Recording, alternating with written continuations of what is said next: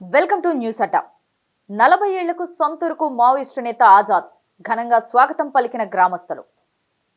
అజ్ఞాతంలో 40 ఏళ్ల పాటు ఉండి ఇటీవల డీజీపీ ఎదుట లొంగిపోయిన మాజీ కేంద్ర కమిటీ సభ్యుడు కొయ్యేడ సాంబయ్య అలియాస్ ఆజాద్ అలియాస్ గోపన్న స్వగ్రామానికి చేరుకున్నారు.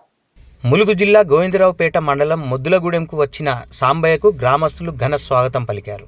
ఆత్మీయ సభ ఏర్పాటు చేసి సాంబయ్యను సన్మానించారు. మొదట ములుగు సమీపంలోని గట్టమ్మ తల్లిని దర్శించుకొని పూజలు చేసిన అనంతరం అంబేద్కర్ విగ్రహానికి పూలమాలలు వేసి నివాళులర్పించారు. గతంలో తనతో పాటు మావోయిస్టు ఉద్యమంలో పనిచేసి లొంగిపోయిన భార్య సుజాతతో కలిసి తండ్రి సమ్మయ్యకు పాదాభివందనం చేశారు. తల్లి గతంలోనే చనిపోగా ఆమె ఫోటోకు నివాళులర్పించారు. గ్రామస్తులు ఆత్మీయంగా పలకరించారు. ఈ సందర్భంగా ఆయన మాట్లాడుతూ ఉద్యమ అనుభవాలను గుర్తు చేసుకున్నారు. ప్రజలు, కుటుంబ సభ్యులు ప్రజా జీవితంలోకి ఆహ్వానించడంతో తాను లొంగిపోయానన్నారు. త్వరలోనే భవిష్యత్ కార్యాచరణ ప్రకటిస్తానని, మిగిలిన జీవితాన్ని సైతం ప్రజాస్వామ్యయుతంగా ప్రజల కోసమే కేటాయిస్తానని తెలిపారు.